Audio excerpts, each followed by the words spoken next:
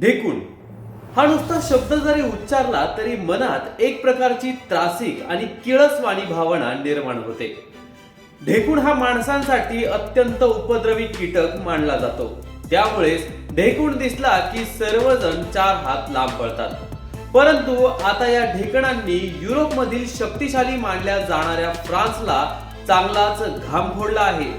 गेले काही दिवस फ्रान्सची राजधानी पॅरिससह विविध शहरांमध्ये ढेकणांची संख्या जलद गतीने वाढत आहे. पॅरिसमधील अनेक चित्रपटगृहे, रेल्वे, मेट्रो, बसेस एवढंच नव्हे तर हॉटेल्समध्ये सुद्धा ढेकूण आढळून येत आहेत.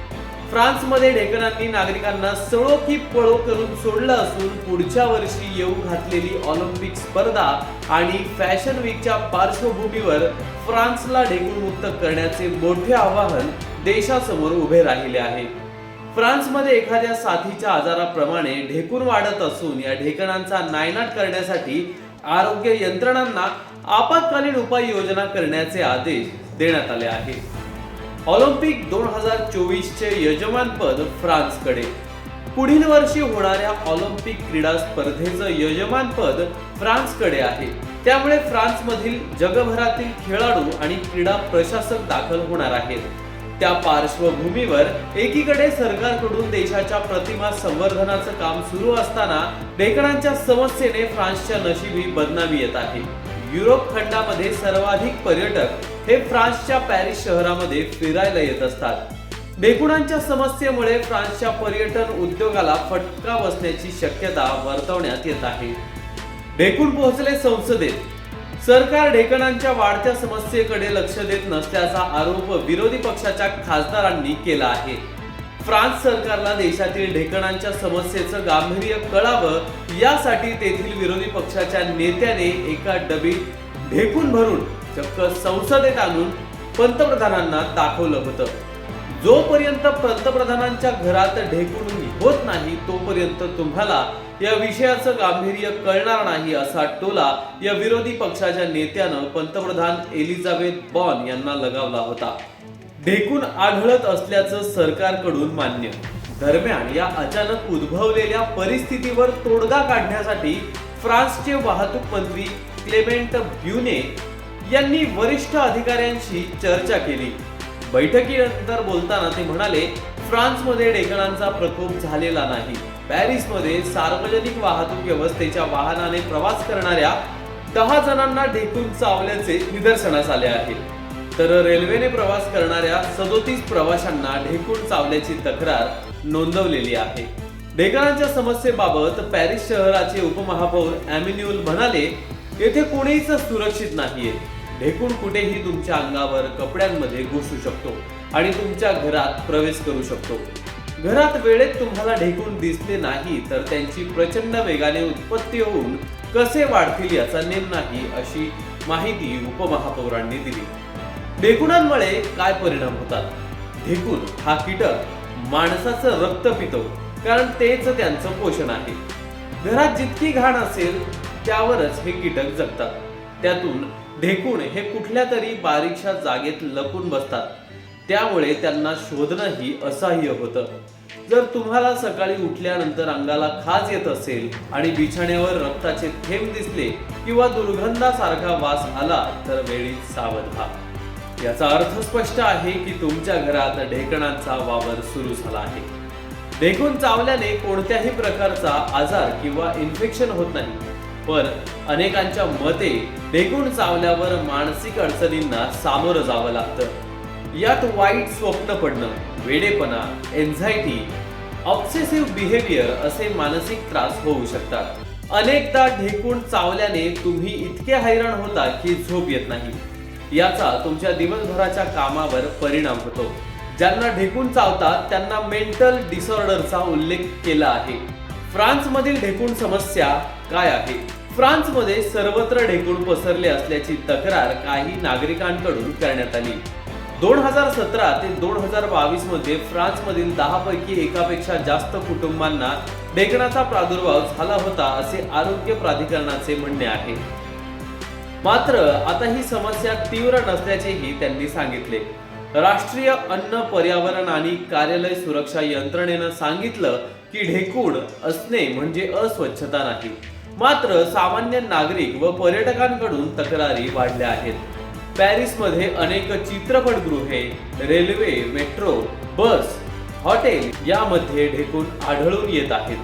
ढेकणांचा प्रादुर्भाव वाढल्याने फ्रान्सच्या शिक्षण मंत्र्यांनी पॅरिसमधील 10 शाळा काही दिवस बंद ठेवण्याचा निर्णय घेतला. मात्र काही शिक्षण संस्थांनी स्वतःहून त्यांच्या संस्था बंद ठेवल्या आहेत. काही कार्यालयांमध्ये ढेकूण वाढत असल्याच्या तक्रारी कर्मचाऱ्यांकडून करण्यात आल्या आहेत. सार्वजनिक वाहतूक व्यवस्थेच्या वाहनाने प्रवास करणाऱ्या 20 ते 25 जणांनी ढेकूण चावल्याचे निदर्शनास आणून दिले आहे. तर रेल्वेने प्रवास करणाऱ्या 40 पेक्षा जास्त प्रवाशांनी अशा तक्रारी केल्या आहेत. कीटक नियंत्रण कंपन्यांच्या संघटनेने सांगितलं की ढेकणाच्या समस्येमुळे वर्षभरात 65% जणांनी कीटक नियंत्रण फवारणी केली आहे. मात्र कीटक नियंत्रण महाग असल्याने कमी उत्पन्न असलेल्या कुटुंबाच्या आवाक्याबाहेर असते.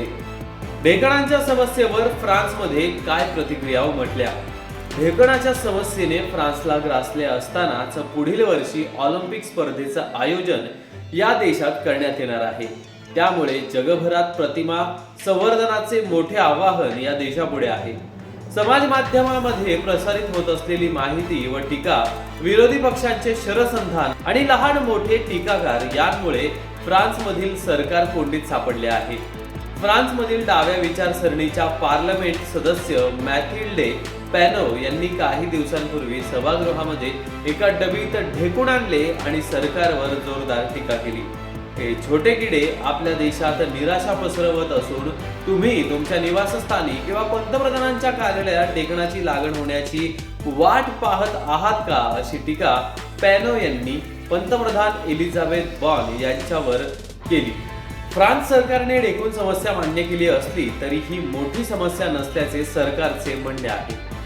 जगातील शिकागो, न्यूयॉर्क यांसारख्या अनेक मोठ्या शहरांमध्ये ढेकूण आहेत, असे कीटक नियंत्रण सल्लागार निकोलेस रॉक्स यांनी सांगितले.